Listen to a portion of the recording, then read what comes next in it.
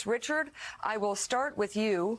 Because all of this was so foreseen, what was the gain here politically, strategically, geopolitically, geostrategically? What was the gain for the United States? Well, absolutely none. And what's so interesting, Mika, unless I missed it, I didn't notice people voting in 2020 based on Afghanistan.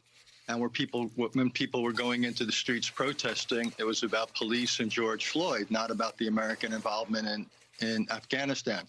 So I didn't see the pressure to come out. And what's so ironic, when Joe Biden became president, he inherited a situation in which the United States had a modest investment in Afghanistan.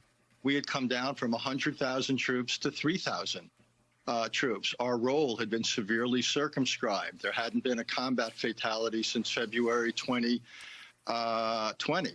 So I think one conversation we need to have is, why was it that the previous president and this president both felt so compelled to leave Afghanistan?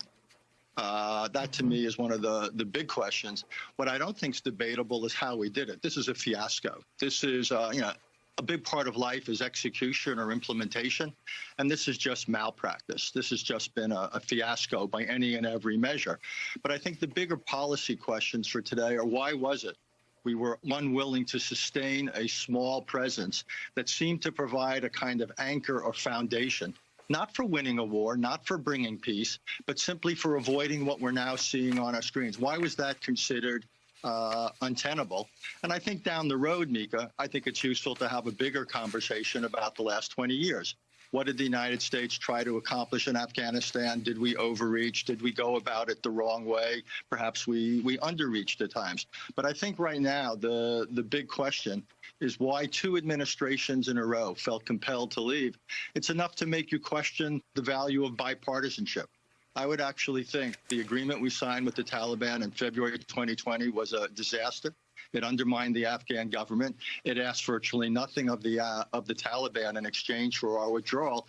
And Mr. Biden, who hasn't been shy about changing all sorts of other policies he inherited, from Iran to climate change, why was he unwilling to change this policy?